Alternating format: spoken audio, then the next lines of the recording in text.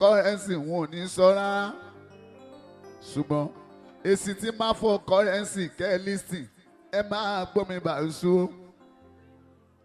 ohun tó bá wọ́n tó wọ́rọ̀ yìí gangan bàbá Yéṣu yẹ jẹ́ ń sọ kó yé yín. Apology tí mo ṣe currency yóò ní mí nì. K1 the ultimate Àyìndé Wàsíù Máígún. Ta lè mí wájú Wàsíù Àyìndé. Bàbá náà pé mi o. Wọ́n ní Táyé currency mò ń gbá wuyewuye. Mo ní kò sí gangan. Alájà Àyìndé Wàsíù ní márojọ́ lọ ṣe báyìí. Lọ ṣe báyìí. Mo dẹ̀ ṣe bẹ́ẹ̀ bàzú. Ṣùgbọ́n kinní kan bẹ́ẹ̀ níta. Wọ́n lé mi tí mo ṣe apology. Ṣé mo ṣe Paso? Mi ò dẹ̀ ṣe Paso máa kí ló dé. Ẹ̀yin tẹ́ ráyè Yéṣu ọmọ òṣè bínú.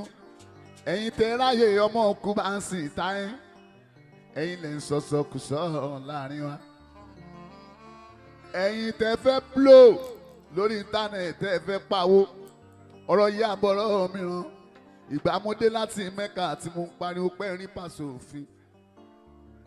Àwọn tó rí Paso fi Yéṣu náà tún jọ ń ṣe ìyẹn kọ́kọ́ ń dùn mí o. Èmi dẹ̀ ń jáde bí sí pọ̀ ọ̀gá mi ní Paso. Ṣé o dẹ̀ lè mú irú ẹ̀ mọ́ra? Ẹ̀yin tẹ́ ń pè mí lọ́mọ Paso. Sódì ìjà Yéṣu tí mo kàn sọ pé Paso tó mi bí at 50 years age. Nílùú tiwa Yéṣu ìyá máa ń pèèyàn ní bàbá o. Ẹ mọ iye ọjọ́ orí Paso. Ẹ mọ ọjọ́ orí currency Paso. Èmi ò fọjọ́ kọjọ́ orí mi. I was born in 1974. Ọmọ ọba ọjà àwọn kọ sí kún mi dáadáa. Ṣùgbọ́n gbogbo ntọ́lọ́ bá ṣe é fún mi mo dẹ̀ fi pọ́npá àṣọlé. Ìgbà tó wáyá táwọn tí ò tó kọ́ máa ń bọ́ ní Táyé currency tó fẹ́ máa rí yẹn bí opportunity mo dẹ̀ bọ́ ta. Bàbá Yéṣu mo sọ pé Paso tó mi bí mo gbà fún Paso ni. Mi ò kọsẹ̀ lọ́wọ́ Paso.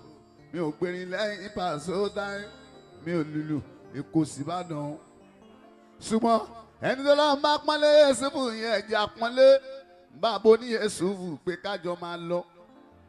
Ẹni tẹ́ bá tẹ̀lé látọgbọ̀n ọdún ó lọ́dún kan 1993 Yéṣu yọmọ òṣè bá bínú. 1993-94 tẹ́ ẹ ti ń gbọ́ currency ṣùgbọ́n àwọn tó ń ṣìyàn gbọ́. Mo dẹ̀ni tẹ́ bá ṣì mí gbọ́ Yéṣu yẹ ẹ má ṣe bínú. Ṣé lẹ́yìn yẹn ohun tó yẹ kí Paso sọ ni pé ọmọ mi ní currency ẹ má lọ dá sáàárín wa. Mi ò mọ̀ pé nǹkan kan ń bẹ nínú ọ̀gá wa ni. Bí nǹkan bá ń bẹ ní Paso máa yẹ ẹ má ṣe bínú mọ́. Abẹ́yìn Yéṣu tó rọ́ lọ́hùn. Ohun tí mo fẹ́ sọ mo ti sọ. Mo dẹ̀ sọ pé tá a bá tẹ̀lé yín Yéṣu yẹ̀yìn gan ti tẹ̀lé nìkan.